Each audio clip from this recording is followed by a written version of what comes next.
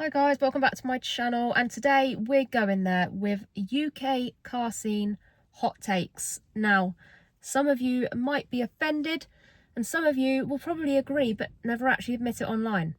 So grab a brew, buckle up. So grab a brew, buckle up, and let's chat about all the little things that give me the ick in the UK car scene.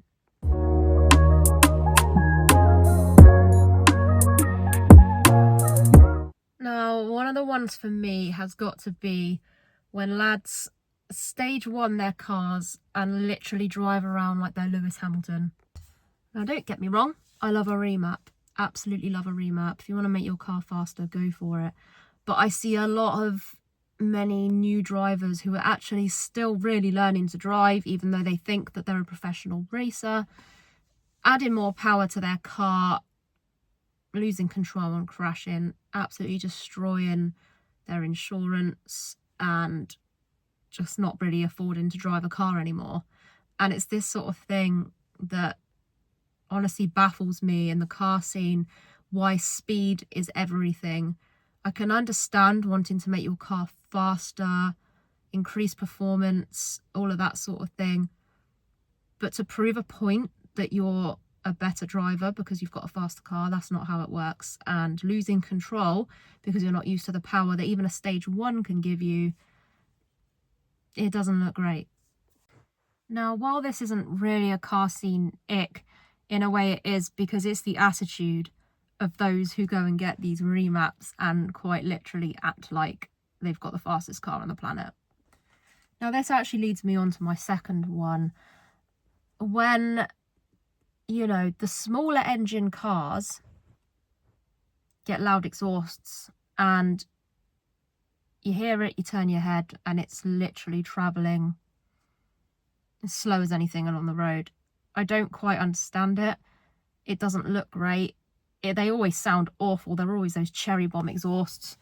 Don't get me started on the little buttons that they install to give it a pop and bang. It's awful.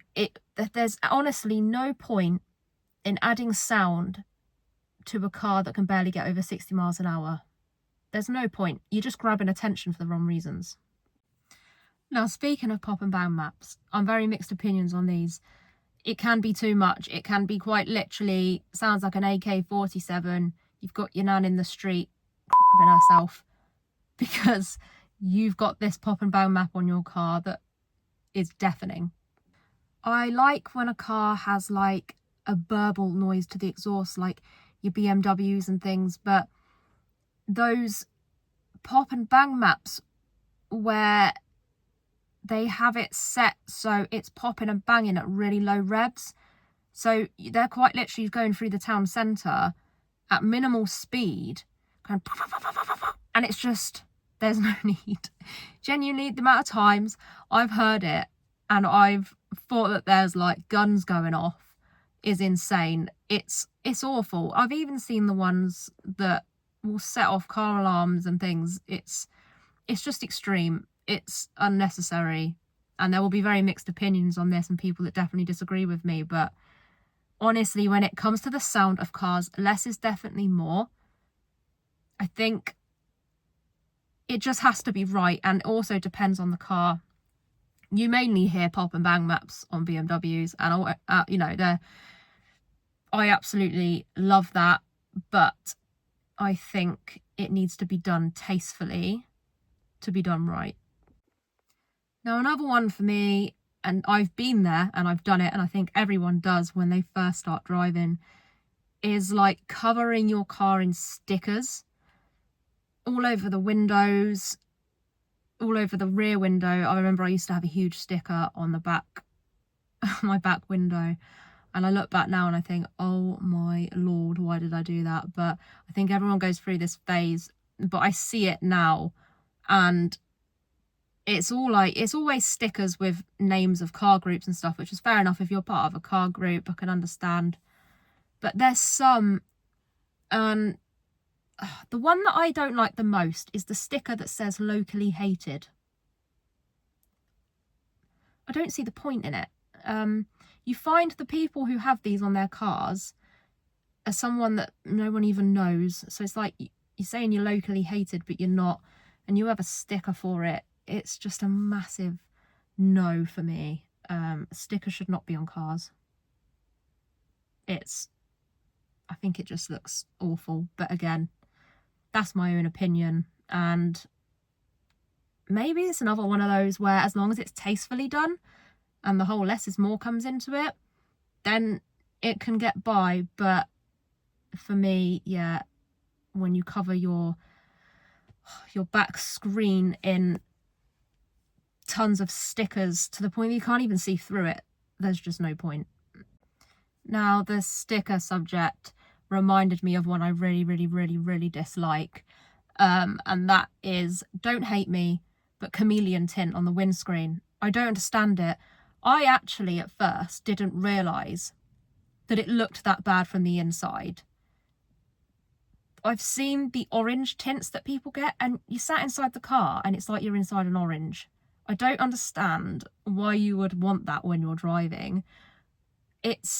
I can see why it's become very hated in the car scene. I think at first it was very popular, and again, it's something that can be done and can look right, but when you see it on, you see like bright orange chameleon tints on like silver BMWs.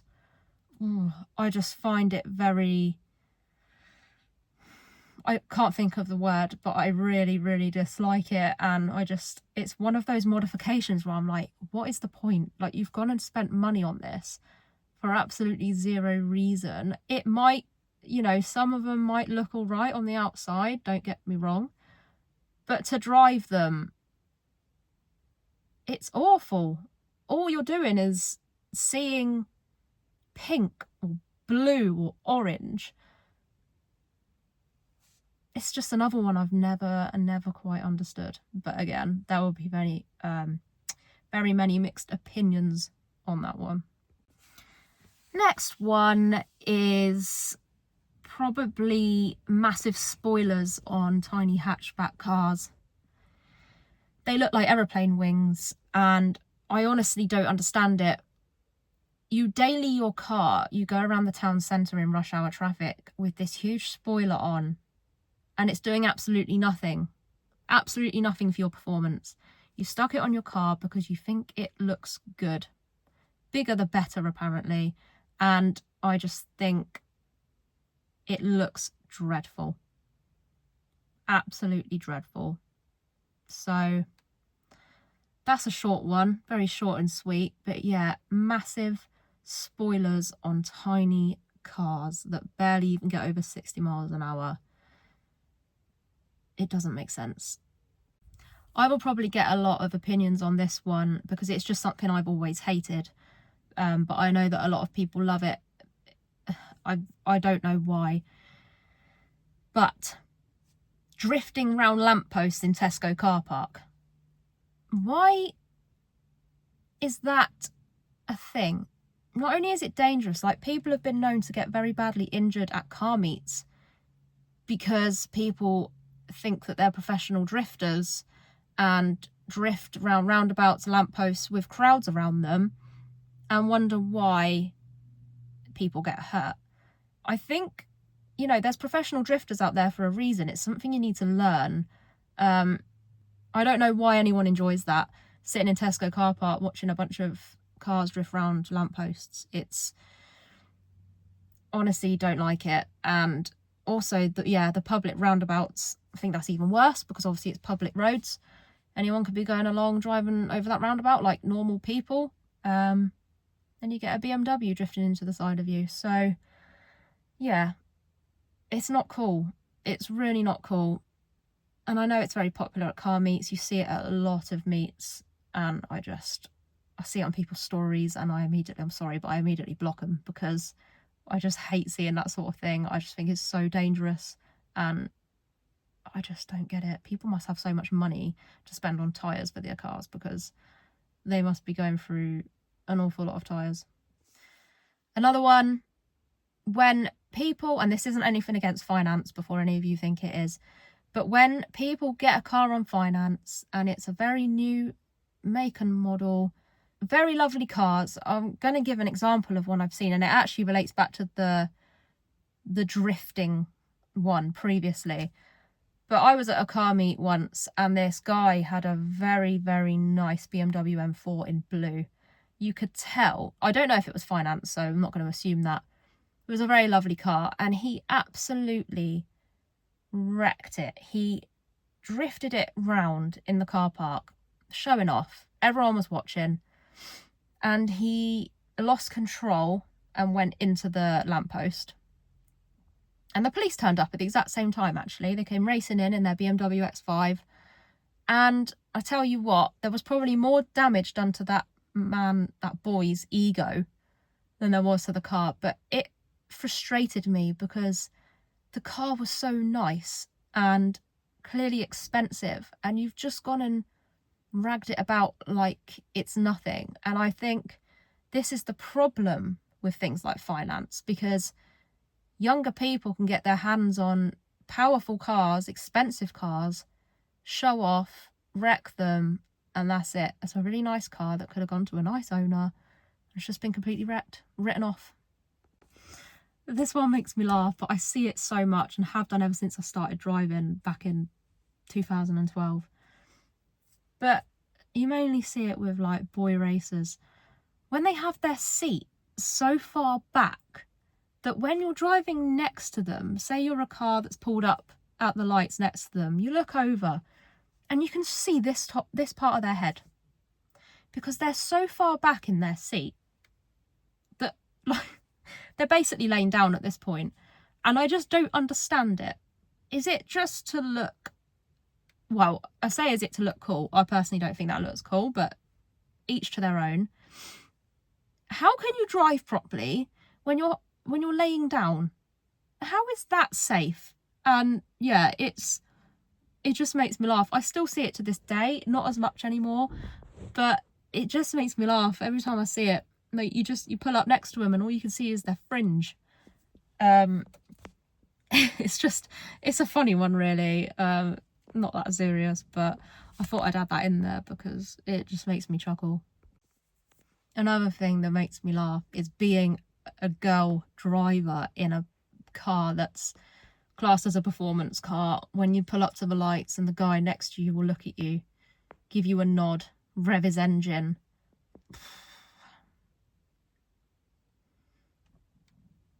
It makes me want to put my car into reverse and go the other way, if I'm completely honest. I'm not racing you. Like, I'm quite literally on the way to Sainsbury's to do my weekly food shop. You looking at me revving your engine does not get me interested. So yeah, just don't do it. Stop it. I'm not going to race you. But there we are. People feel like they have a lot to prove. And yeah, that's another thing, is just street racing in the day on a Saturday during your typical Saturday rush where everyone's going to town and God knows where. And you're getting egged on to race someone. And it's, yeah, racing on busy roads. Pointless. Now, the subject of tailgating. I'm sure this will open up a lot of discussions, but what annoys me the most about someone driving ridiculously close to you is when you're on a single carriage road, it's a 30 or 40 mile an hour limit, speed cameras, just your average road, right? And you've got someone nearly rear-ending you for absolutely no reason. Well, obviously there's a reason, but I've got 10 cars in front of me, all doing the same speed limit. What benefit are you getting by driving really close to me? It's not like I'm on a 60 mile an hour road doing a 30 and there's no one in front of me and you can just overtake. You know, don't get me wrong, I don't like when people drive about 30 mile under the speed limit, because that's dangerous in itself. But if I'm doing the speed limit and I've got cars in front of me, there's no reason for you to be right there. No reason. And on the motorway as well.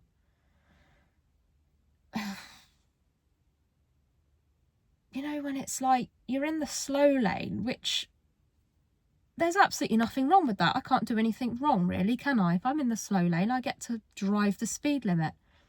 Why are you getting so close to me when there are 2 other lanes for you to get into? Is it just to intimidate me? I don't know.